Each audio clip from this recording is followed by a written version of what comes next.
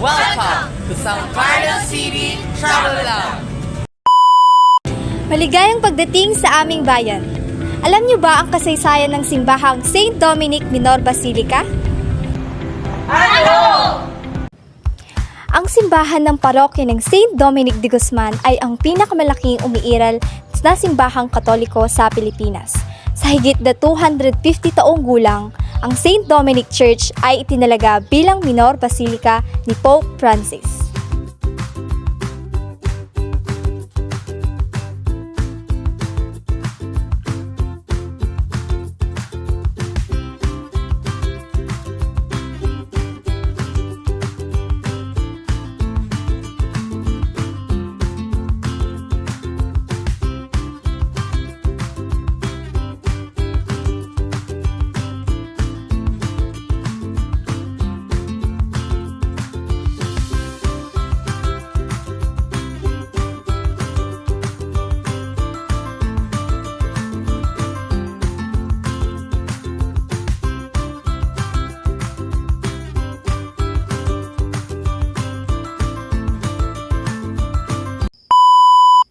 Ang lungsod ng San Carlos ay minsang tinawag na Binalatungan, ang kabisera ng Kabuluan, isang kaharian na dating umusbong sa kasalukuyang mga lalawigan ng Tarlac, Zambales, Nueva Ecija, La Union, Pangasinan at Benguet. Alam niyo ba, ang Binalatungan ay itinuturing na isa sa pinakamaunlad at maunlad na bayan bago pa man naitatag ng mga Kastila ang kanilang presensya sa bansa. Ang pangalang Binalatungan ay nagmula sa salitang balatong, isang Pangasinan na termino para sa munggo o mongbling na sagana sa lugar. Balikan ang lahat na papasaya kanila. Lasin ang taglay na ganda.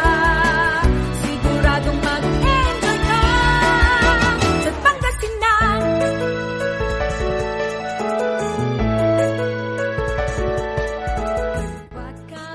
Ang lungsod ng San Carlos ay may kabuuang sukat ng lupain na 17,087 hektarya at may populasyon na 205,424 katao ayon sa census noong 2020. Kabuluhan, kalimutan. Ang San Carlos City, isang pangunahing sentro ng kalakalan ng kawayan at ang pinakamahusay na producer ng mga kalabaw na mangga, ay inilunsad noong 2001. Masaya kanila. Lasin. Isang taunang pagdiriwang na tinatawag na Mango Bamboo Festival na umuusad sa huling linggo ng Abril ng bawat taon ay kadalasang ginaganap na may isang kaleidoscope ng mga aktibidad na nagpapatingkad sa kaganapan. Dahil dito, nakuha ng lungsod ang titulo nito bilang Bamboo Mango Capital of the North. Pumasyal sa Pangasinan, balikan ang lahat na papasaya kanila. Lasing ang taglay na ganda. Siguradong mag-enjoy ka kanila. Pumasyal sa Pangasinan, balikan ang lahat na papasaya kanila. Lasing ang taglay na ganda. Siguradong mag-enjoy ka. Pangasinan,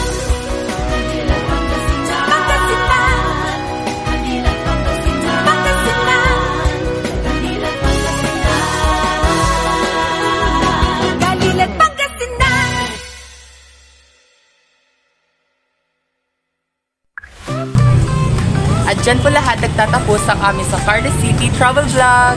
Bye-bye!